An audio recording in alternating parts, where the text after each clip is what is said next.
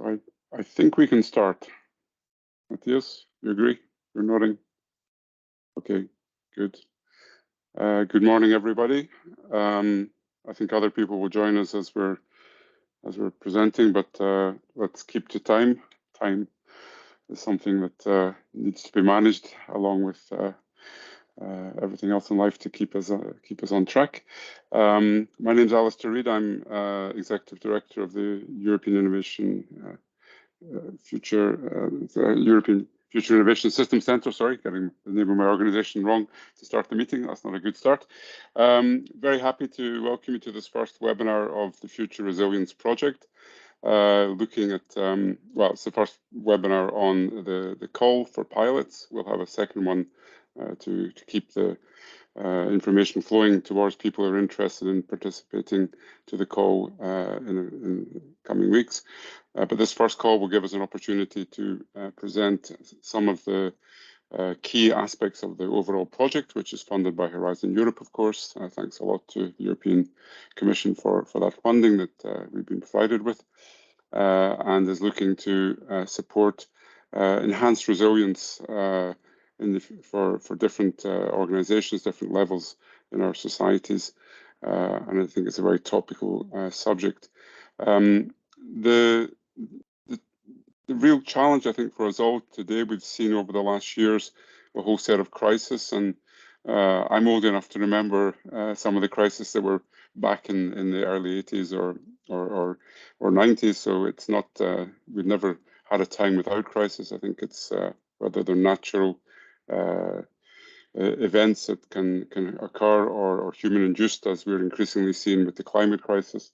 Then we have to understand how to react to those, how to anticipate them, and how to make our cities, regions, organizations as resilient as possible. I think resilience has become a buzzword, so we're hoping that this project will also help put some flesh on the bones, as we say, so to try and understand how to actually make our cities or regions or organizations resilient in a sense that actually people can engage with. So we're looking to really mobilize stakeholders, citizens, everyone who's active in a specific field that is being addressed by some of the pilots, to support the testing of new solutions towards that resilience. So I'm not going to take too much time. We have, I think, Matthias, you maybe go to the agenda. We have a packed couple of hours, so including some of the examples from the 3 Future Resilience Labs that have already been selected during the process of submitting the original proposal to Horizon Europe. So we'll have introductions from the 3 colleagues you can see on the screen there, from Murcia, Bulgaria, and Chios in Greece, in North Aegean. And they'll give their perspective on how they're looking to develop their future resilience labs, and maybe give you some inspiration for those of you interested in pitching a proposal to us for support through the open call. So I'll hand over the stage to Matthias. I've taken a bit less time than planned, but that's fine. I think we have lots to discuss, and as I say, Matthias will now introduce the open call process. The process will allow us to select 7 new additional pilots on top of the 3 we already have, and I hope we get a very varied and diverse set of proposals so that we can make a selection of the best and most interesting cases that allows us to test the concepts that are being developed in a variety of circumstances. So with that, I hand over to Matthias, and I wish everyone a good meeting and a good webinar. Thank you. Thank you, Alistair, for the introduction, and welcome everybody. I see that there is still some people coming into the webinar. As I said in the chat, you are welcome to put any question in the chat, and then there will be a dedicated question and answer session in which you may be able to speak and put your questions directly to us about the open call process and the examples that we are going to present later on. So moving forward, so I'm going to skip a bit the project background because I think Alastair presented very well about the main topic that we are discussing, which is about how to build resilience and how research and innovation and all the solutions that have been developing along the time in Europe can contribute to build resilience in different European regions. So basically, this is the main aim of the project, which is trying to contribute to build resilience, societal, so economic and social resilience in different regions, but also working with how different organizations can actually quickly respond to future crises. So the idea is not to work a lot on past events, but how to better prepare for what could come in the future, especially now that with a more complicated or complex world in which all the crises are interconnected and are happening one after the other without sometimes leaving enough time to recover, and we are already needing to prepare to face the next one coming. So what we are going to do in the project, which you can see on the right side of the screen, is we're going to map, and we are doing that right now. It's mapping different solutions that exist in the European landscape and also beyond in terms of policy recommendations and tested solutions that have improved in other European projects that could be, and also good practices that could be uptaken for building resilience in different sort of regions and for different type of stakeholders. We are also defining some methodologies and guidelines for testing that are the ones that are going to be applied during the pilot cases, and I will come to that in a second. And we will implement all these solutions and these methodologies to work in these 10 future resilience labs. So as Alastair explained, we have 3 labs that are already part of the consortium that were part of the original proposal that we submitted, and then we will select 7 additional pilot cases to join the project and test the solutions. All this experimentation that we want to do, it's going to be done in a co-creation fashion, applying mainly foresight, but also using agent-based modeling, in which we are going to try to understand what are the main barriers for implementation of the solutions more at local levels.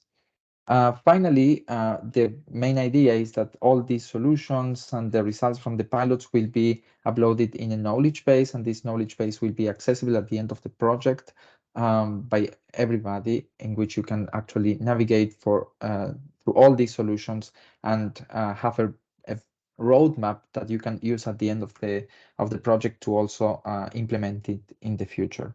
Pilot case is selected through the open call, as well as the pilots that we have already now. They will be able to access this knowledge base, which is going to be a beta version that we are launching soon.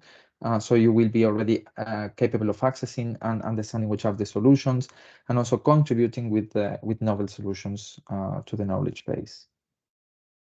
So just to present a bit ourselves, so this is our consortium made of 14 organizations led by Epicenter, and including partners that are covering different topics that could be part of what we call different areas of impact of crisis. So partners that may be able to work on the economic side, on the social side, on environmental issues, etc. Then we have a set of partners working with foresight and agent-based modeling. So they are the ones that are gonna contribute a lot on the methodological part. And then we have the 3 pilot cases of that are part already of the project. So again, the 3 main products that we are going to produce at the end of this project are a policy roadmap that will be mainly oriented to policymakers, the knowledge base with all the solutions, and the toolbox in which we are going to explain the methodology that should be applied in each of these pilot cases. The knowledge base will be structured a bit on what you can see also on the right side here of the screen, which is about 4 different areas and very specific concrete areas of possible impacts of different crises. So we are going to have solutions on the area of agriculture, food, materials, energy, finance, health and well-being, education, housing, etc. So these solutions are a bit also part of the inspiration of the topics of the open call. So whenever you are going to present a topic, for your proposal, you may know that there will be solutions in these different areas. So you can say, okay, I have this challenge, and there will be solutions in this area that we can use to build resilience. So a bit about the Future Resilience Labs, what's the structure and what's the process. So the idea is that every lab will come with very specific challenges, and these challenges will be analyzed with the teams of experts on the topic and also on foresight. And what we are going to do is we are going to start finding solutions for that specific challenge. But during the process, what we want to do is to face you with different challenges that may come together with that one. Maybe you are working with the climate change, or maybe you are working with migration, and that we are going to say, okay, fine, you are working with migration. Then what happens if you have a financial crisis? What happens if you have a disaster on top of that? So is your solution, or is the solution that we are trying to use, being capable of building resilience for different type of crises and not only one? And with this idea, we want to break a bit this tendency of working in silos with very specific crises, and we understand very well that crises may have very specific features, and this is fine to have solutions concrete to very specific challenges, but we also want to have solutions that are capable of reinforcing and strengthening the what we call the societal fabric. So the social and economic grounds of organizations or local authorities or regions, so we can be prepared for future events. So a bit of the timeline of the Future Resilience Labs. There will be these 6 steps that are a bit concentrated in different activities. So once the labs will be selected, there will be an administrative phase of preparing and signing the contract, and there will be that will come with the first payment of the open call, and we will come to the detail of what we are offering through the call. Then there will be the kickoff of the lab. So there will be some mentoring sessions with the expert team, in which we're going to try to align the objectives of the proposal with the objectives of the project. And there will be a first kickoff meeting with local stakeholders. Then the next phase will be the diagnosis and framing, and that will have a lot of desk research and working also with local stakeholders, in which you are going to need to map who you are working with in your area, and you will need to analyze what are the challenges in the local context. So you may start with one, and maybe you discover that you want to work with other associated challenges. And then there will be also a piece of that in which you're going to need to search for already existing best practices and solutions oriented to solve that case. Then the main part of the experimentation will be the future workshops, in which we're going to build some scenarios with the foresighter teams. And you're going to work with the knowledge base for testing and tailoring the solutions, and see how the solutions will be capable of solving these different challenges. The idea here is that you will be requested to work both with policymakers and citizens. So the idea is to have this quite well articulated relationship with these 2 main group of stakeholders. Then towards the end of the project, there will be mutual learning activities and exchange of experiences with other labs. So you're not going to work completely alone, but the idea is that the 10 labs that we have work together also in understanding what are the challenges of other labs, how they are working with the solutions. You're going to present the lab results with the wider community. And one step of the project is, at the end, we're going to validate the solutions in a simulation lab, which is based in Sweden at the Mid-Sweden University in Östersund. And there will be one representative of each of the pilots that will travel to Sweden to work in the simulation lab and work together on how different solutions can be applied in real-time challenges. That will be probably a challenge that will emerge from different ones that are working in the labs, and people will go together and in a different context, so with different stakeholders, see how to use the knowledge base and try to find proper solutions for those challenges. And at the end of the lab, every lab will need to prepare a final report which is something that we will provide during the process. And once this report, in terms of technical report and the financial report, is approved, then we will release the final payment, which is the remaining 40%. So what to expect from the project and for this open call? So there will be up to 60,000 funding per lab, which is the same amount of money that the 3 labs that we have already now are receiving at the moment for running the lab. And actually, they are doing quite well with this amount of money. But there is also the possibility of providing more funding than this, which is on your side. So if you are working, for instance, with industries, or if you are an industry and you said, okay, we want to have a lab of, I don't know, 80,000, we are fine to put the extra 20,000 or whatever amount you find reasonable to do a more efficient lab, then you're welcome to provide extra funding. There will be a tailored support from a team of experts. So as I said, we have 14 organizations with a larger team of experts working on different topics and foresight that are the main 2 areas that we are going to work here. And there will be always one organization that will be, let's say, matching you and mentor the lab and lead the lab with you. Then you will have also the access to the beta version of the knowledge base with evidence-based solutions. And you will also have the possibility to contribute to enlarge the database. Finally, there will be the opportunity to join a community of practice. So people working on the labs will create this group of people working on building resilience. And we know that there are other projects in Europe working on resilience as a topic, even though they are working very specific on climate resilience. Our idea is to move a little bit beyond the idea of climate resilience and integrate different sort of possible crises in the future. You will have also the possibility to showcase your results and also to participate in the validation phase in Sweden, which is expected to happen mid-2025, around May or June. That's the date will be defined later on. Let me talk a bit about the application process. I think everybody is quite interested into this part of the presentation.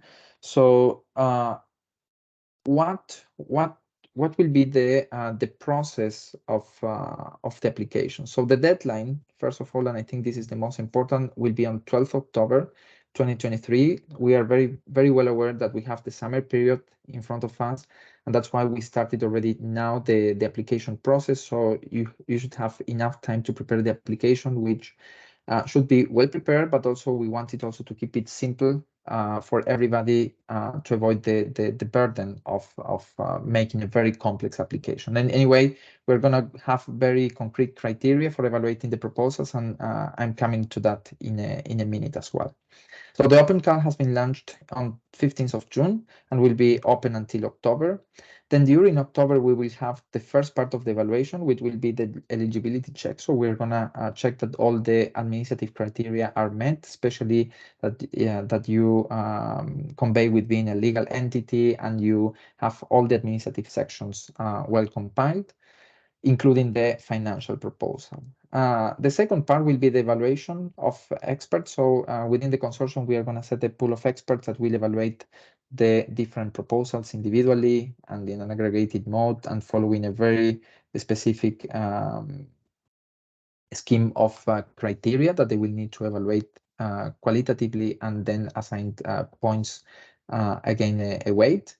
And then the final one, we are going to have an evaluation panel that will gather and check all the proposals received together and decide what would be the 7 final pilots. And this group of proposals will be submitted to the European Commission for a final approval.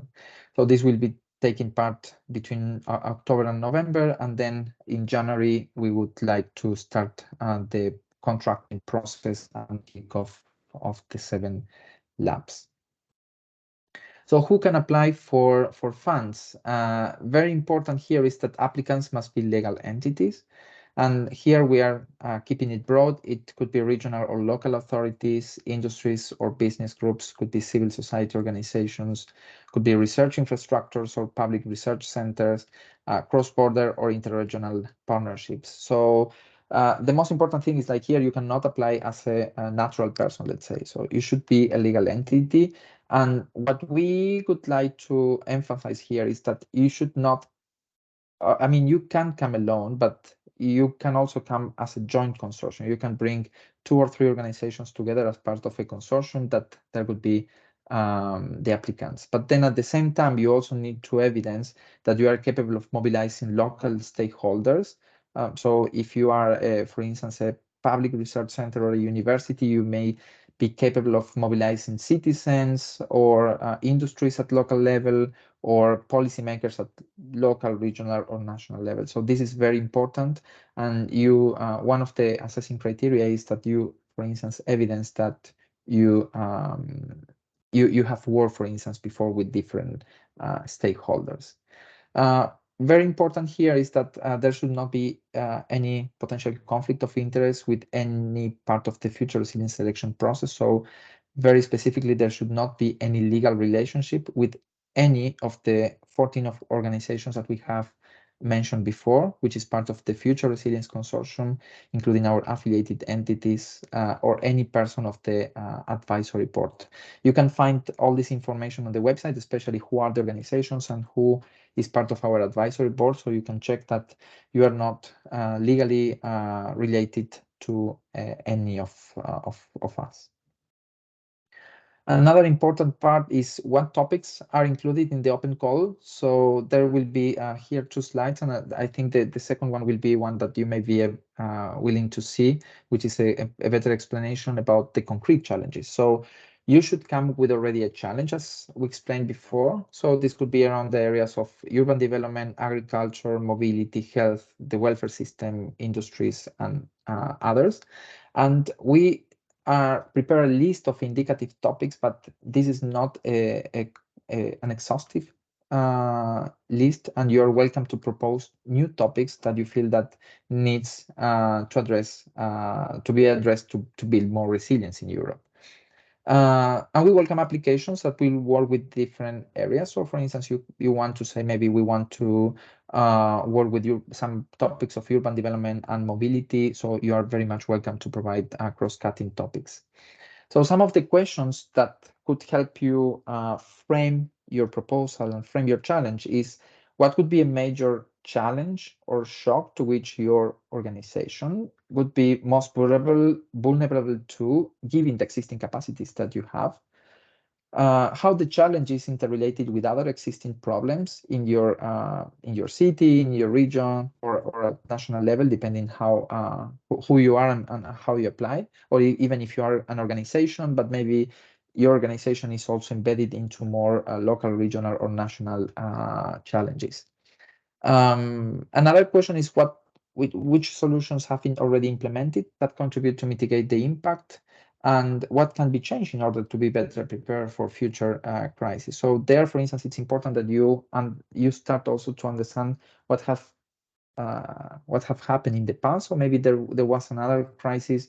We can talk about energy crisis, we can talk about migration, we can talk about COVID, we can talk about financial crisis back in time, etc., etc. You can say, okay, what happened in the past? What should be changed to be better prepared in the case that happens again, or if that challenge is interrelated with any other topic.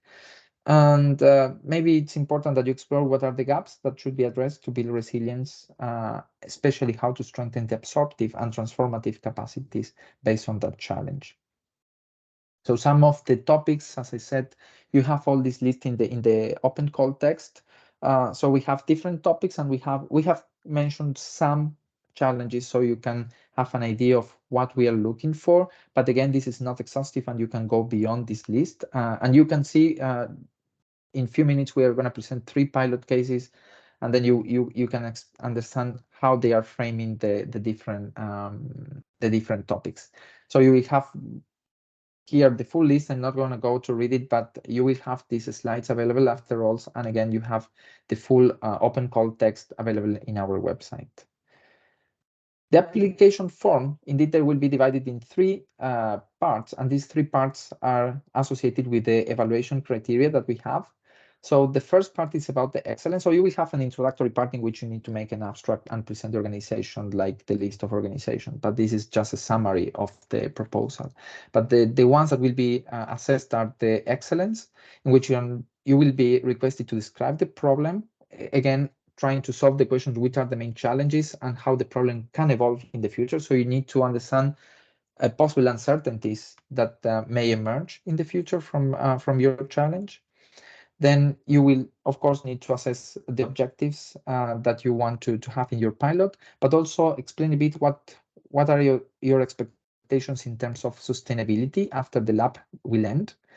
And also you need to complete the predefined table with the preliminary mapping, an initial mapping of the stakeholders. So if you are, again, if you are a university or you are a local authority, you may say, okay, in our challenge, we would like to work with, I don't know, the Chamber of Commerce, with the local policymaker, with this group of citizens. If you're working with mobility, maybe with transport associations, etc., etc. So you will need to pre-compile this table and already at the application process.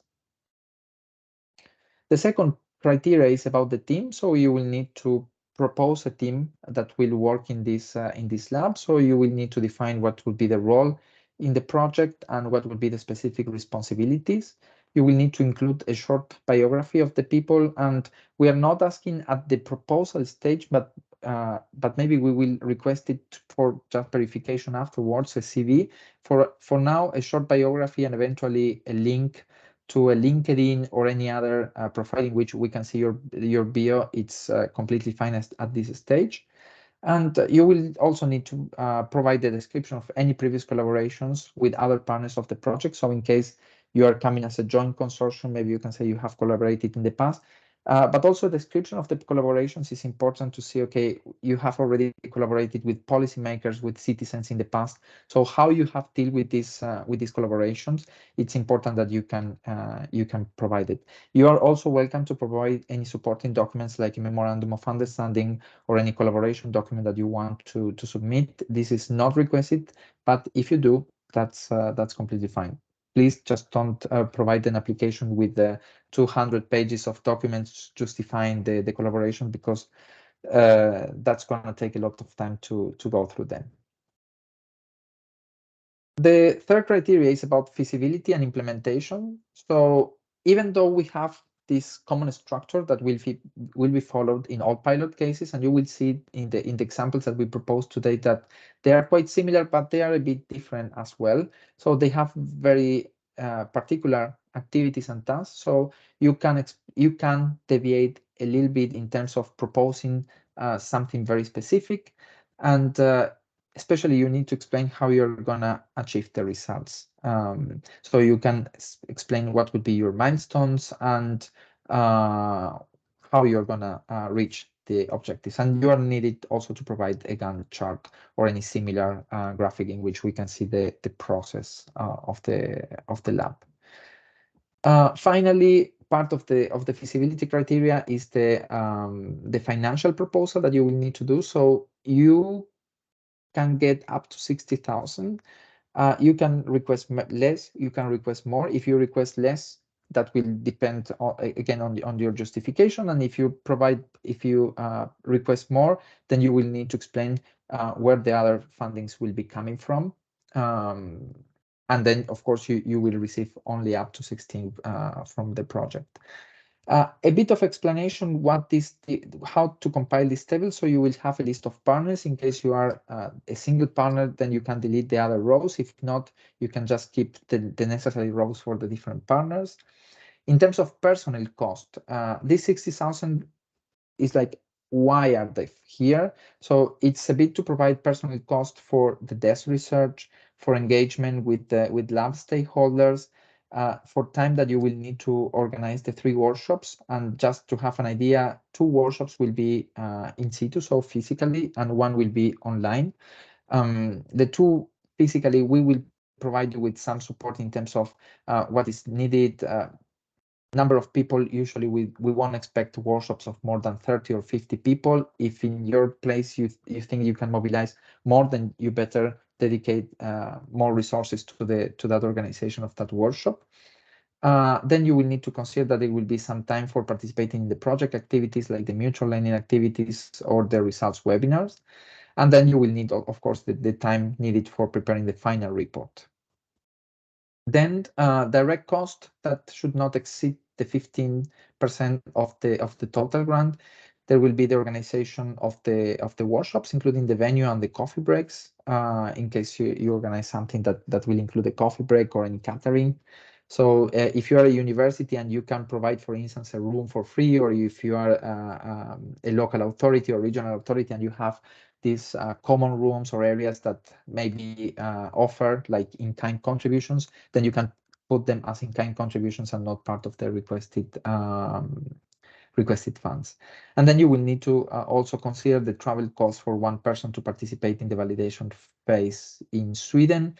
Just to give you an idea, depends on where you are in Europe, but more likely we are talking about 607, maximum 800 euros for this trip. This is usually a flight or a train, and we of course request, if you are in a close area to Sweden, to consider traveling by train and use sustainable ways of transport. And again, it's one night of hotel and the cost for staying there for 1 or 2 days. In case you have any other costs that you would like to request, then you will just need to justify why you are requesting something different.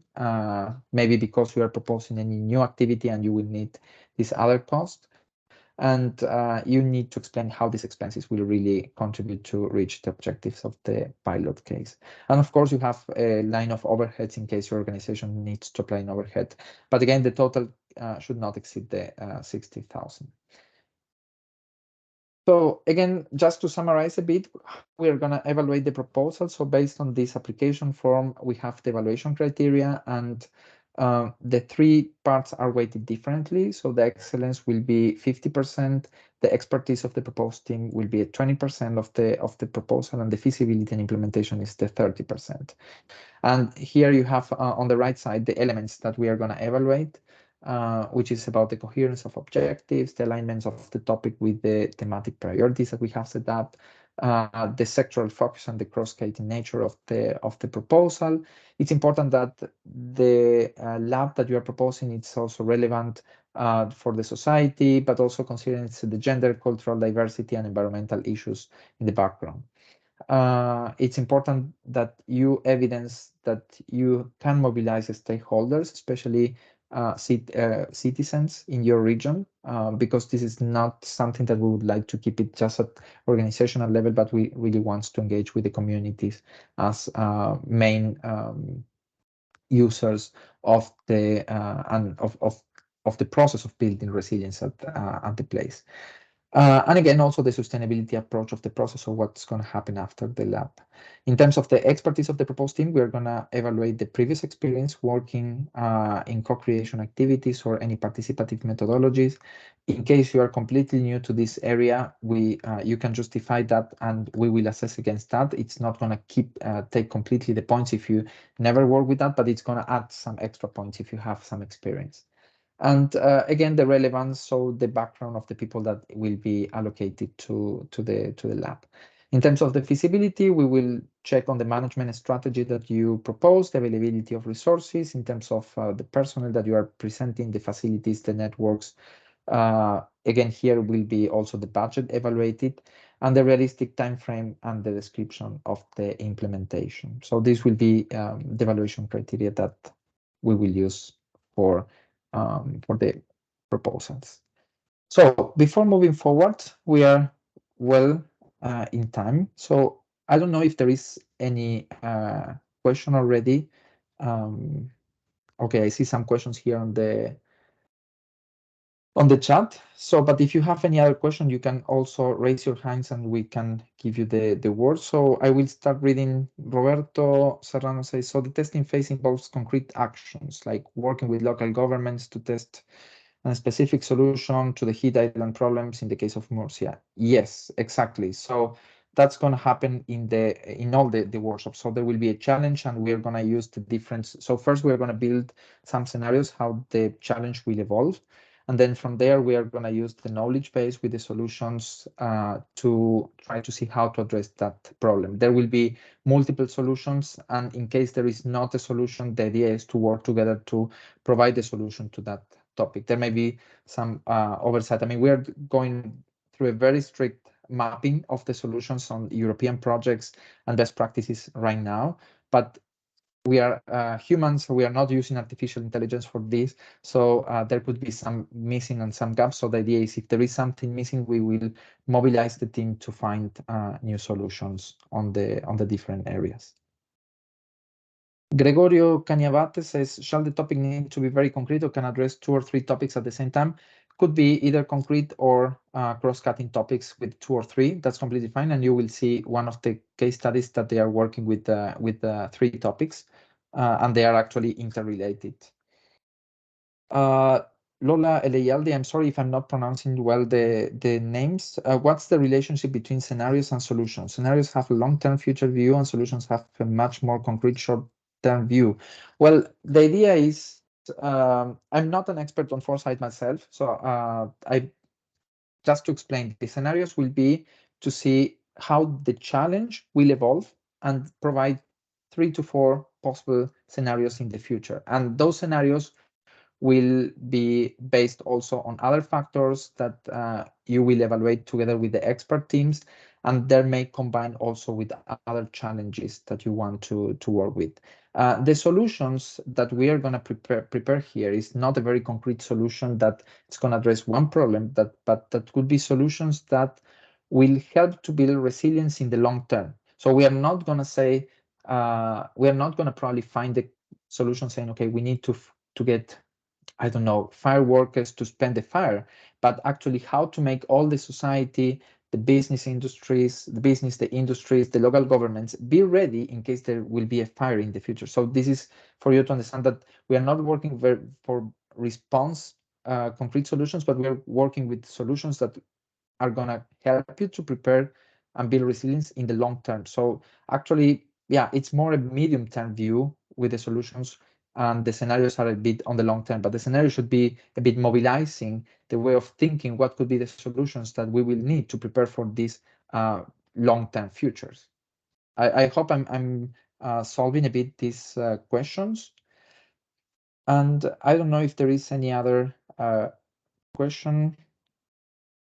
Okay, Pedro is asking, can you talk about Sweden Simulation Lab capabilities and features? So, interesting. So the Simulation Lab is based in there is a risk research center at the Mid Sweden University, and they have the Simulation Lab, which is a virtual environment. So they have different rooms that will recreate different challenges. So for instance, they can recreate a wildfire, they can recreate the financial crisis, like simulating with video, with sounds. For instance, you are, I don't know, in the middle of Wall Street, or these kind of features. So you will have a real challenge. You can just recreate, for instance, being in a decision room. So how you prepare the background, that could differ depending how we are going to articulate that phase. This is something that we are developing still, which is which challenges and how we are going to organize specifically the simulation lab. But the idea is that different participants from different labs will go to Sweden, will gather together. So probably they won't know each other, but they will need to work together into finding solutions for different challenges. So the idea is to see how people is capable of working with the knowledge base, with the toolbox in a real time, and with the very concrete challenges at the same time. So the idea is that during the labs, you're going to work in a more relaxed timing. So you have 1 year to implement the labs. And then in the simulation phase, we're going to gather together in 2 days rush for working with how people is actually using the knowledge base in a pressing decision timing, the times for making decisions, sorry. You can check, I will find the link. While the other colleagues are presenting, I will put the link of the simulation lab here so you can check it directly from the website of the university. So you have a full description of how they work, and you have even examples of how they use it in the past. All right. So any other question? I mean, there will be another time at the end of the webinar for more questions. And just in case, we will try to manage the time properly, but in case we don't have the time, you can always check in our website the open call. You have our contacts, we have an email. You can follow us on social media. We are reachable via social media, via email. And if you have any further question on the open call, on the process, you can always send an email. And we will reply. There will be, as Alistair mentioned, a second webinar in which we are going to collect also all questions and answers coming during the summer. Probably the webinar will be beginning of September, in which we are going to present again with the topics, the procedures, and also already answering some of these probably popping up questions that may come in the coming weeks. Good. So moving forward, we will go to see the 3 examples that we have now. So our idea is to give you a taste of how the different labs could look like. So you have an idea how to organize your labs. So before going to that, I have another question, which is important. Can institutions from all EU countries apply? So basically, yes, there is one exception of very concrete specific entities of Hungary, which is there is a link on the open call text talking about this specific institution from Hungary, but beyond that, it's open to legal entities based in Europe. So you can check if you are within the countries based in Europe and eligible for funding through the Horizon Europe funding scheme, then you're welcome to apply. And if you have any doubt if your institution is welcome or not, you can send an email and we can eventually run a quick check if you're eligible for applying. Good. Moving forward, we will move to the Murcia case. So Luca Lanzoni from University of Cartagena in Spain, he will present the Murcia lab, and then we will have a round of questions at the end. And meanwhile, if I can, I will keep chatting and answering some of the questions here online. Luca. Yes, Matthias. I think so you can manage the presentation. Exactly. I will be Thank moving you. it. Thank you very much, Matthias. So good morning to everyone. Okay, this is the result of we make a presentation of our idea of living lab, co-creation lab, made with the support of the colleagues from the municipality of Murcia. So in this lab, we work together. Universidad Politécnica de Cartagena, Polytechnical University of Cartagena, and Municipality of Murcia. So the idea is to work on the climate change impacts in the city of Murcia. Please, next. Okay, so we want to work on these 3 challenges. So reducing of the heat island impact in the urban fabric, and then reduce the flash rainfall and flood impact in the city. And the last one is about to increase the compactness of the city of the urban fabric. Please, Matthias, next. So the idea is to work with this model of integration of different dimension of data and different dimension of from the political system to education system, economic system, natural environment, media, and base culture to inside to the lab knowledge in the other dimension. So the idea is to create an integrated system. Mattia talked about the capacity to break the silos. So this is our idea. Break the silos between different dimensions and produce scenarios and solutions to be able to improve the quality of the urban environment. Next, Matthias, please. So the first challenge is about to reduce the heat island in the city. So the idea is to use NBS, natural-based solution, to improve the quality of the city. Why? Please, Mattia. Because the city of Murcia represents, there is some problem about this challenge. You see, there is a sector of the city. This is from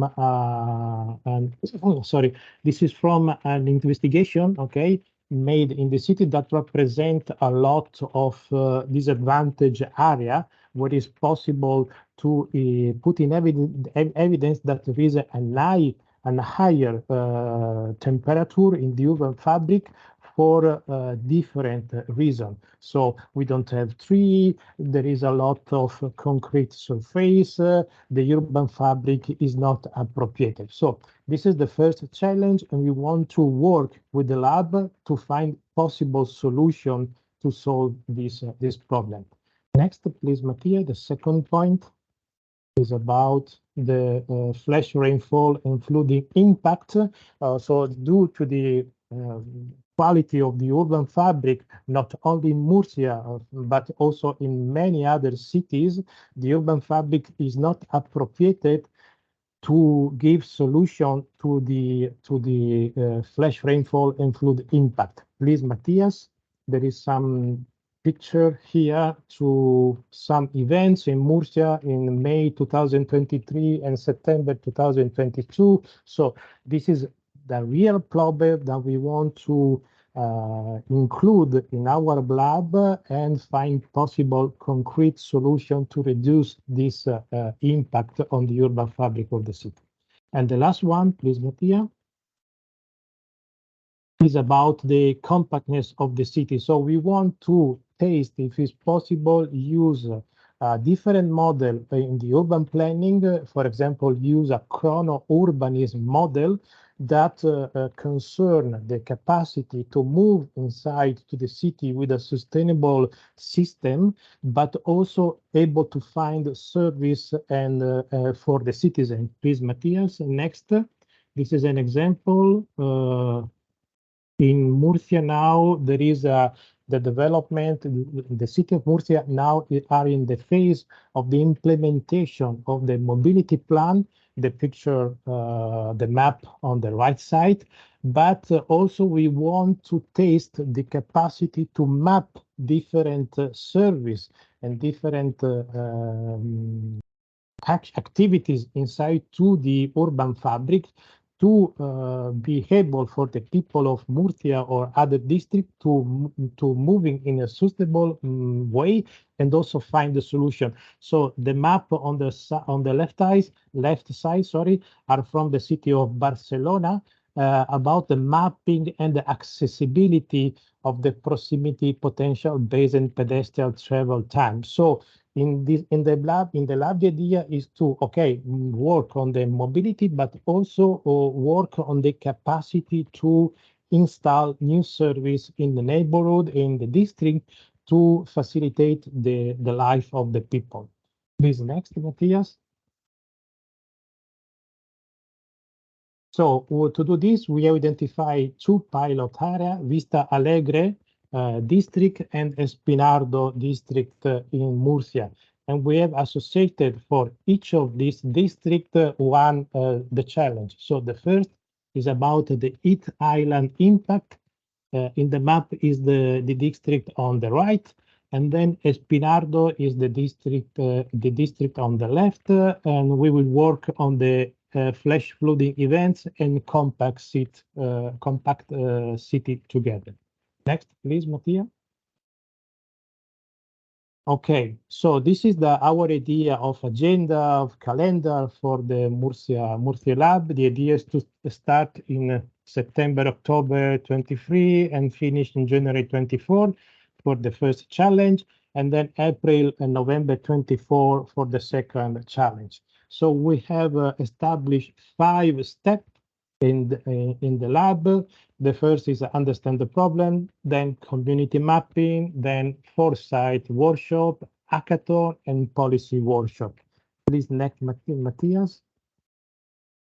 Okay, if you go deeper in the description, we see that understand the problem and community mapping are devoted to facilitate the participant to the lab to understand the problem about the climate change, heat island, but also then produce a community mapping about the problem present in the city and develop data to use in the other phase. Then foresight workshop is the idea to design scenarios starting from the solution existing, and then in the other activity, hackathon, it is an innovation marathon, use the scenario, use the data to design a concrete solution, tailor-made solution for the city. And the last step is policy workshop, using this activity to encourage a confrontation with the local policies to understand if it's possible harmonize the solution produced in the lab inside to the local urban policies of the city. You see on this picture, we have different steps, different stages. So the first one is about the production of the knowledge. Then we move in the other cycle where there is foresight workshop and hackathon. So production of scenario and design a concrete solution. And the last one is about the policy workshop, understand if it's possible the harmonization between the solution and the urban local policies made by the municipality of Murcia. Next, please, Matthias. So the stakeholders, we start from the climate table stakeholder that inside to the climate table of the municipality of Murcia, university, professional order, business representative, but also the idea is to include inside to the lab the inhabitant of the pilot area, Vista Alegre y Espinardo, and then the school present inside to the area, so to the student of the school. So to have 3 layers of the stakeholders, okay, from the climate table, the inhabitants, and then the student of the school. So to be able to work with different 3 types of urban actors or stakeholders. Next, please, Matthias. And that's all. Thank you very much for your attention, and for this is the presentation of the Murcia Pilot Living Lab. Thank you. Thank you, Luca, for the presentation. So if there is any question from the participants, you can put them in the chat. Either Luca or me, we will be answering them. And we will move forward to the next presentation from Martin Kruse from the Copenhagen Institute of Future Studies, that will present the pilot case we have on Bulgaria, which is the BAPEMED. It's Bulgarian Association of Personalized Medicine. So I think, Martin, you have the right to speak, if I'm not mistaken. Yes, I have. Thank you very much. Great, great. Well, the Bulgarian Association for Personalized Medicine and the Copenhagen Institute for Future Studies is doing this resilience lab. Basically, the focus is on creating a more resilient future healthcare model and a future healthcare system. Next slide. So, if you look at the system today, what we are seeing are a couple of trends that are moving towards a more resilient healthcare system. However, it is also at the same time, we are witnessing a lot of barriers to this movement. So what we want to do here is we want to test different policy recommendations against the findings of a foresight analysis. So using scenarios to create more robust strategies for the future. Next slide. The process starts out with exploring futures. So this is really the first part of the process, where we start by defining the problem, making sure that we understand how the problem looks from different angles, who are the stakeholders involved in Bulgaria, and we try to make a analysis of the driving forces within the system. What are the changes that are happening? What are the things that we're seeing on the horizon that might impact the system and change the system? What are the concrete blockers in terms of pushing for different kinds of policies? So we try to understand the existing system as it is, but also the way that the healthcare system is moving and what kind of external drivers are pushing and challenging the healthcare system. Next slide, please. So if we want to understand the problem here, we can take a look at the expenditure on healthcare. As we can see here from the graph on the left, you can see that it is the cost pretty much around the globe has been increasing. The cost of healthcare as a share of GDP has been increasing in very many countries. So this, of course, poses a problem for us down the line, because if that continues, it becomes a problem for society. So what are driving these costs? Well, there's a lot of different drivers. There's the demographic development, the fact that we're becoming older. The fact that we're becoming older means that we have more burdens, such as Alzheimer's disease and other kinds of diseases. And these kinds of burdens have a huge toll on society. So if you look at the analysis from, let's say, from the US, you can see that just the burden of Alzheimer's could amount to the same cost as the direct and associated cost could amount to the same cost as what is spent on the US military. So this is, you can say this is a crisis that is unfolding slowly. And as Matthias says in the beginning, it is related to other kinds of crises in the sense that you could say, you could take the old story of the straw that broke the camel's back, that you're piling up a problem, and when it is related to other problems such as the financial crisis or the impacts of climate change, the totality of it creates a bigger crisis. So it really creates a fundamental vulnerability at a systemic level for society. So what we want to do here is we want to focus more on preventive care and how to reduce the impact of this. Next slide, please.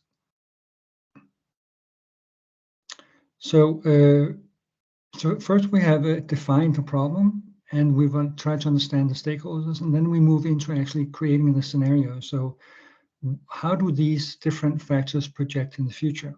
So that could be factors such as Alzheimer's and heart disease and so forth.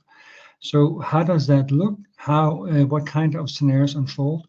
And we can also really look at what are the impacts of other types of crisis on the fundamental burden that is being shaped by increasing healthcare costs. Next slide, please. So after we've looked at the scenarios, then we try to identify solutions. We look at how can the existing policies that we have identified, how can they actually work to mitigate some of the potential future crises that we're seeing. And there are several ways that it could be done. Next slide, please. So if we look at the known challenges, so and the policies that have been used to target these challenges, they are, some of them are known, such as, well, we want to prevent cancer, we want to prevent obesity and so forth, and policies that look at that are such as policies such as trying to put high taxes on smoking or taxing having a sugar tax or so forth. So there are different ways that policy actions can try to prevent some of these crises from unfolding. But there's also been a push in certain countries to try to make early diagnosis of diseases, so that we can actually make sure that people do not get cancer and so forth. So there's a range of ways where we can try to mitigate the issues that we are seeing, and there's a range of challenges that we see, such as the fact that we do not collect healthcare data sufficiently. There's not the adequate regulations, and we don't have the data really to make sure that we can create a system that is that looks at the long term. And so you have inappropriate reimbursement policies. You have a system today which is not working and should be and where policies should be enacted in order for us to have a more resilient healthcare system, and one that will actually increase the lifespan of people and will reduce the burden of society. Next slide. So what we're trying to do is really look at what are the policies that we have identified, and there are a range of policies that we can try to that we have identified that we can test, and we test those policies against the different kinds of scenarios that we have developed. And what we try to do is say, if we have, let's say, 4 scenarios, then we look at those policies across the 4 scenarios, and we try to win time. So we try to test whether these policies actually work in several kinds of scenarios. And if they work across several kinds of scenarios with a tweak, then we call these strategies, these policies, we call them stress tested, in the sense that they work across different kinds of futures, and in that sense, it is more resilient. Next slide. And last but not least, of course, we make sure that we follow up with a learning. What have we learned throughout the process? What is the assessment of outcomes? And what are the recommendations for proceeding further in this process? Next slide. So the key stakeholders in our case studies are, of course, policymakers, but it's also private sectors, so pharma companies, hospitals, it's researchers. In our case, it could be from the Medical University of Sofia. And we also work with international and development organizations. And of course, we want to engage the media as well. And an important part of this project is also how we engage civil society in the work that we do and in the pilots. Next slide.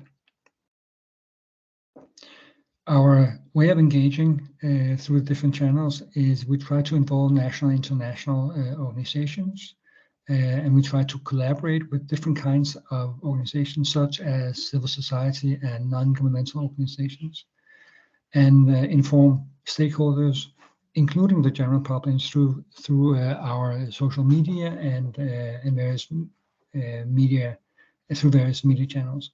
And of course, we try to, in the extent possible, try to consult policymakers and create roundtables. Next slide, please.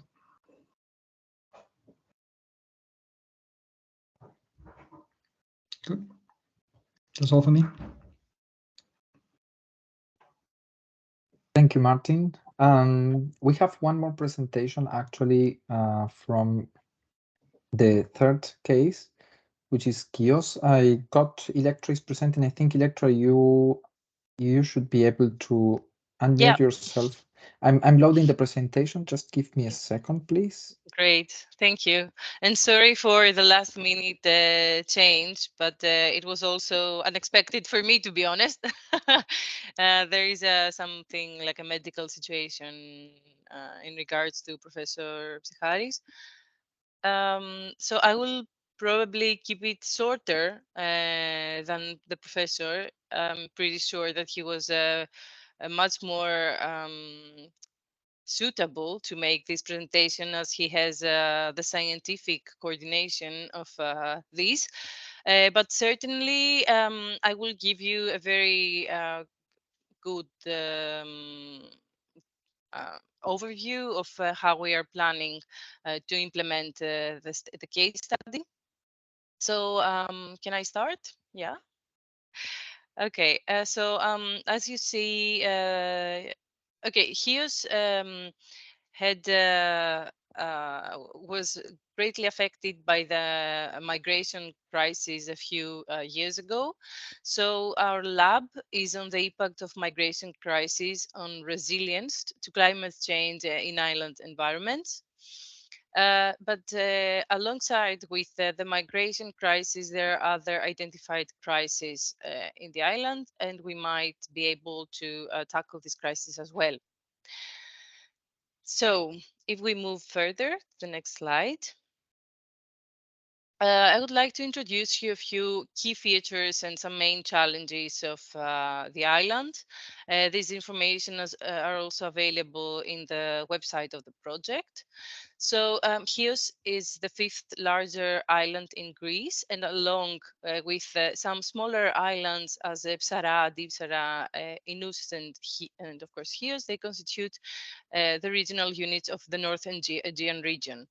And thus, under our lab, the main focus is HEOS, but we will also try to grasp what's happening in the entire regional unit of the North Aegean.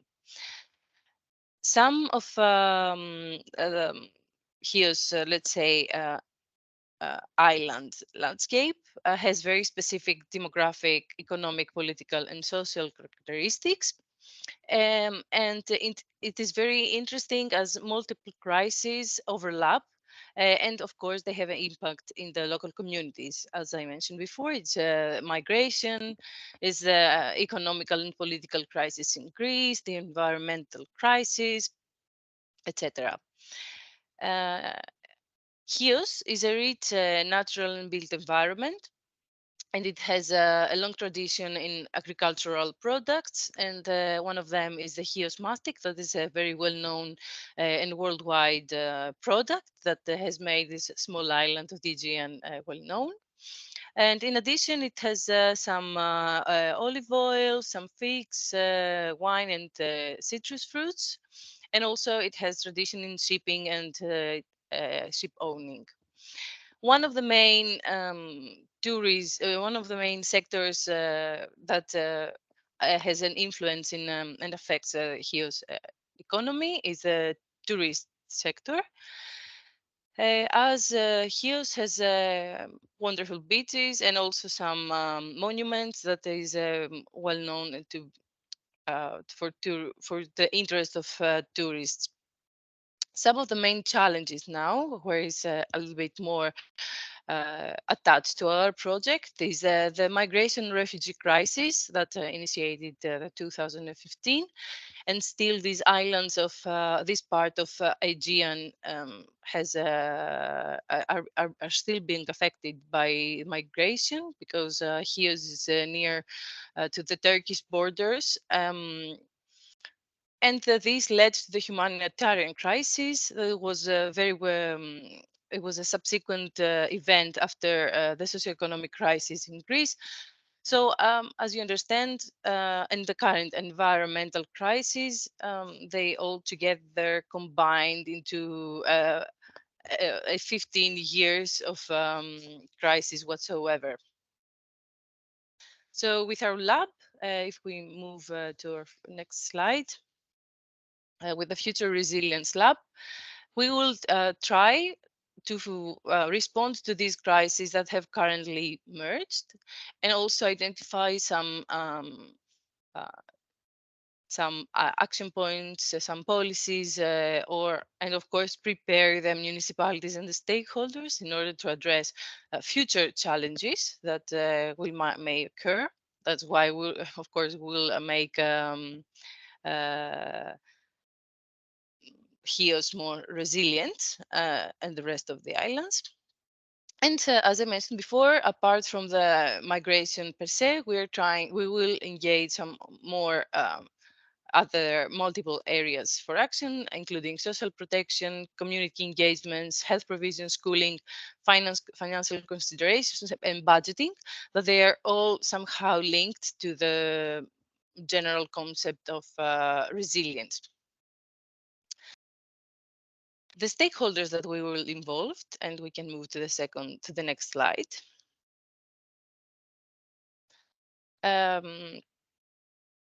There are multiple stakeholders that they will be engaged under this process, apart from the public administrations that are at the island. We have some research institutes, the community, etc. We're thinking of undertaking a step-by-step procedure.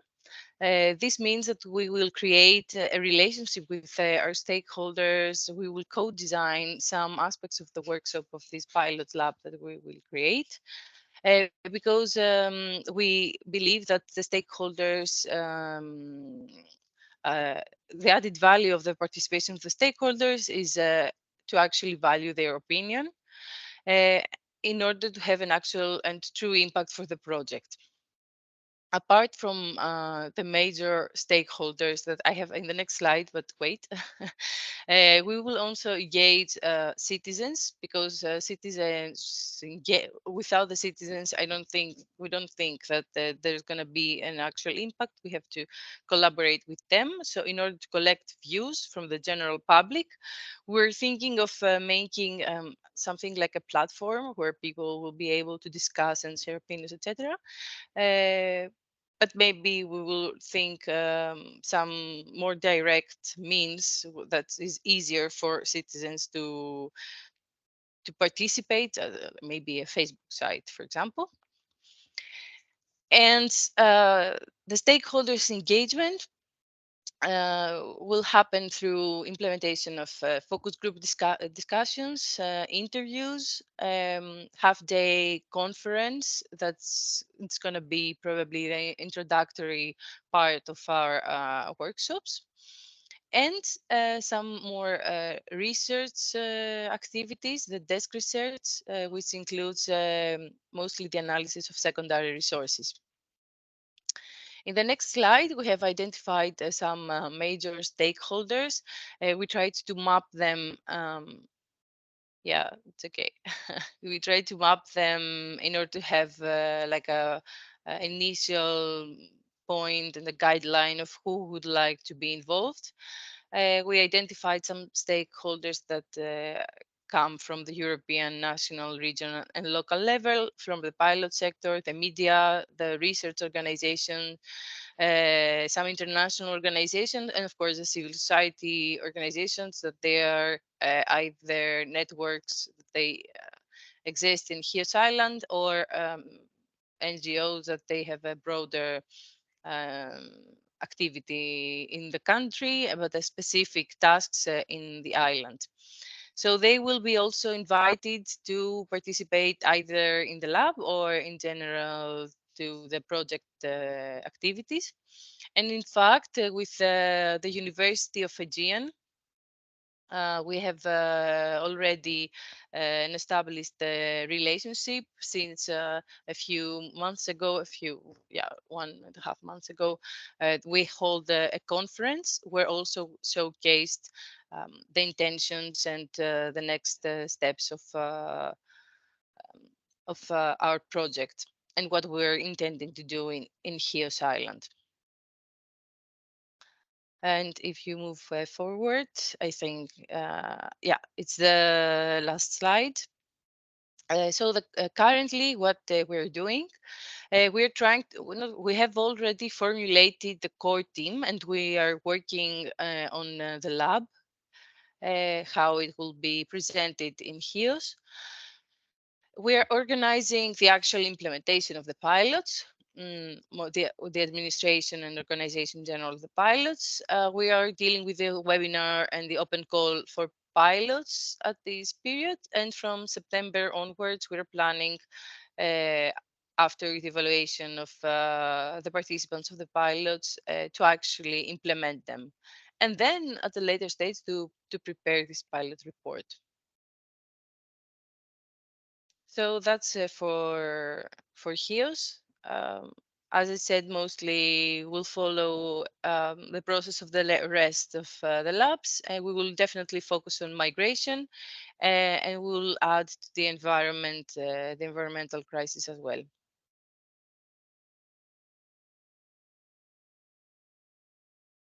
Great, thank you, Electra, for the presentation, and I think thank you to all the presenters for showing a bit how the pilots will look like a bit, so other potential applicants that are here in the webinar can actually see a bit how they look like. As you may have noticed, pilots are not exactly the same. I mean, they follow a similar structure in terms of how they will be around the year of implementation, but then they have some specificities that they will follow during the implementation, some specific activities, how they involve different stakeholders, etc. So just for everybody, because I think there are some questions here, so we are quite early in time compared to what expected, which is actually good. I will reply to some of the questions directly here. So there was a question, or actually two questions, about how to involve stakeholders. So there was Boyan saying, my question is the following: do we need to justify the interest of participation by public authorities or other stakeholders? If yes, how do we do it? Through a letter of intention or something else?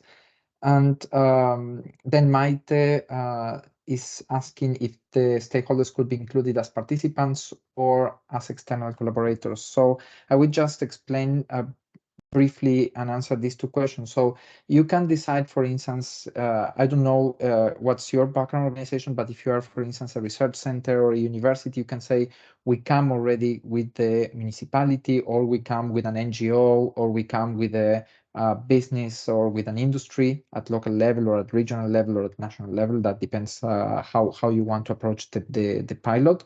So it's up to you if you want to involve them as participants. For instance, as you can see, Vapemet is an NGO. Then you have HEOS and Murcia that are actually local authorities.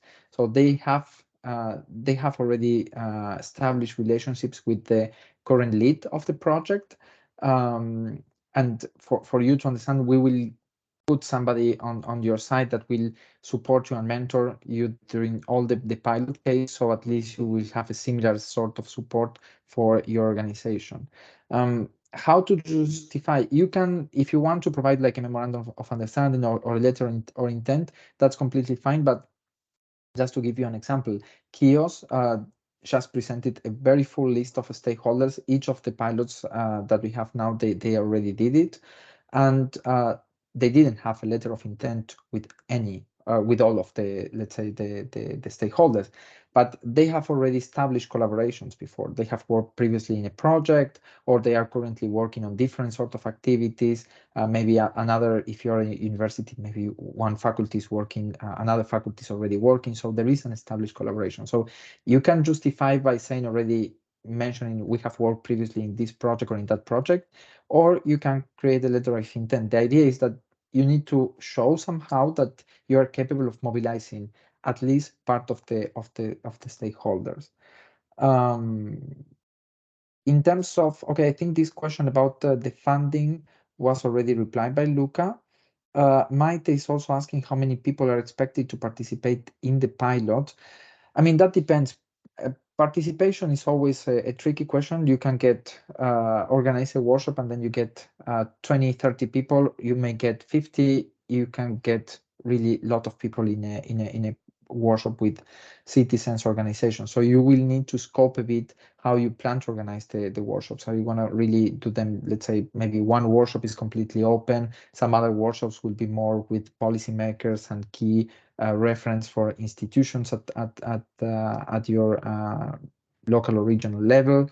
So that's something that you will need to do. For instance, there, Luca was mentioning they are organizing some hackathons. The hackathons will be a little bit more open to and probably participate with more people and not just a reduced group. So there, I don't have like a real clear question. That will depend how you approach the pilot. The idea is that at least at some instances you have really open to all citizens, and you have in place any strategy to engage with the citizens. Maybe you, at your institutions, you already have some work with citizens, so that could be great. But at the same time, for instance, I would like to just mention, if you are coming from an industry and you are working, I don't know, in the value chain process or any production process that may be impacted by any financial crisis or by a disaster, for instance, then how to engage with citizens, maybe you will need to go in a different strategy and maybe not that open to all citizens, or maybe you think, yes, that would be great to say,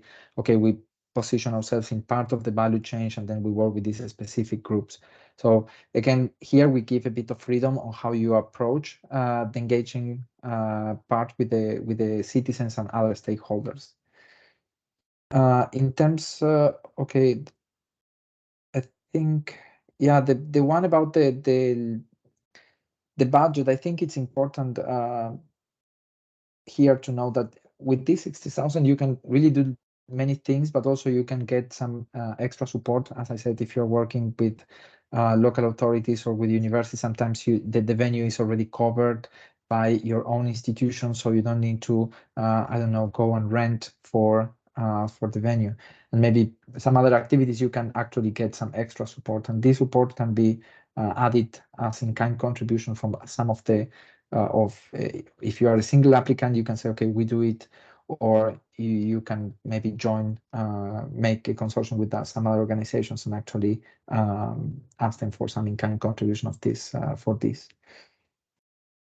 All right, I don't have any other burden question, but I don't know if somebody else have any. You can raise your hand. I think you can raise your hand in this webinar format. We have done it in the past, so it should work. If not, you can type your questions here.